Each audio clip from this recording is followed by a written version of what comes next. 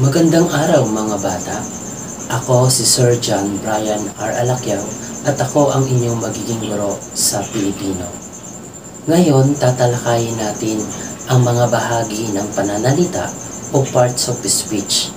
Dito, iisa-isahin natin ang bawat bahagi nito upang malaman natin ang pagkakaiba-iba nito. Ang una natin sa ating bahagi ng ating pananalita ay ang pangalan or noun. Ito ay pangalan at tumutukoy ito sa mga ngalan ng tao, puok, bagay, lugar, pangyayari o ideya. At ilan sa mga halimbawa nito ay pangalan ng tao, halimbawa si Rodrigo Javier, ang Sagrada Familia Elementary School na kung saan ito ay lugar, ang kaarawan o ito ay isang pangyayari, ang upuan o silya isang bagay, at ang aso o pangalan ng mga hayop. Ako naman tayo sa pangalawang bahagi ng pananalita. Ito ay ang panghalip o pronouns. Ang panghalip ay ginagamit sa panghalili ng pangalan upang hindi ito ulit-ulitin sa pangungusap o taludtod. Ang ilan sa mga halimbawa nito ay ako, siya, ikaw, tayo, at ito. Ito ang mga halimbawa ng panghalip. Ang pangatlo namang bahagi ng pananalita ay ang pandiwa or verb. Ang pandiwa ay isang salitang kilos o galaw ay tumutukoy sa aksyon na simunok sa pangungusap. Ito ay ang mga halimbawa nito ay halimbawa ay kumakain, naglalaba, tumatalon, kumakanta, at lumalangoy. Ito ang pandiwa. Ito ay bumabatay o pinapaliwanag kung ano ang salitang kilos o ginagawa ng isang tao, kung ano man ang kanyang ginagawa araw-araw. Ito ang mga halimbawa ng ating pandiwa. Dumako naman tayo sa pang-apat na bahagi ng pananalita. Ito ang pangatnig or conjunction. Ang paghatnig ay ginagamit pang-ugnay sa isang salita o lipon ng mga salita sa isang pangungusap. Ang halimbawa nito ay ngunit, at, subalit, kaya, at dahil. Ang panglima naman ay pang-ukol o proposition. Ang pang-ukol ay ang salitang ginagamit upang dugtungin ang pangalan, panghalip, pandiwa, pang-abay, at pinang-uukulan nito.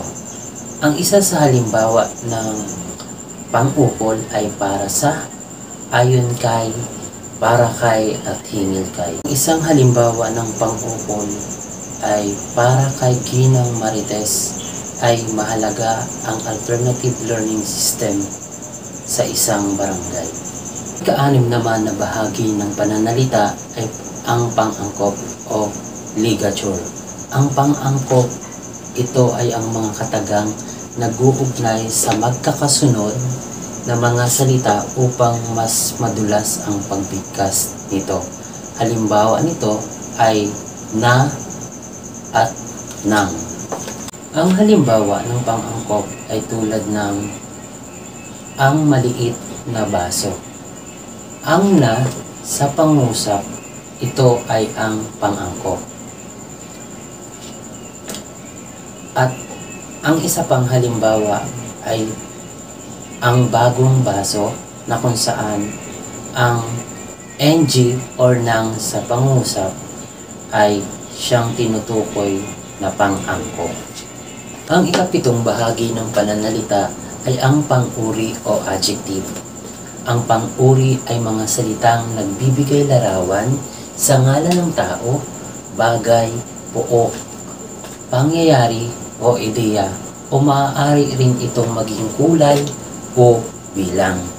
Ang ilan sa mga halimbawa nito ay maganda, mataas, pula, isa, at mahangin, at marami pang ibang halimbawa.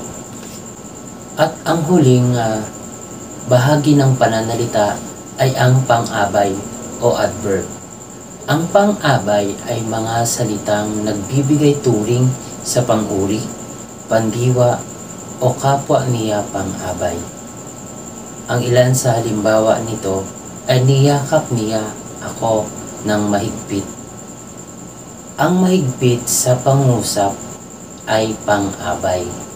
At isa pang halimbawa nito ay tumakbo siya ng mabilis. Ang mabilis sa pangusap ay isa ring pang-abay o adverb. At doon natatapos ang ating pinag-aralan na tungkol sa mga bahagi ng pananalita o parts of speech na makakatulong sa ating bawat mag-aaral na kung saan ay malaman natin ang iba't ibang uri o bahagi ng ating parts of speech o pananalita. Naway marami kayong natutunan sa aking video at nawa ay mag-ingat palagi sa inyong pag-aaral. Muli, ako si Sir John Brian R. Alaquiao, taking of Bachelor of Elementary Education, major in General Education at Southern Luzon State University, Catanawan Extension. Thank you so much.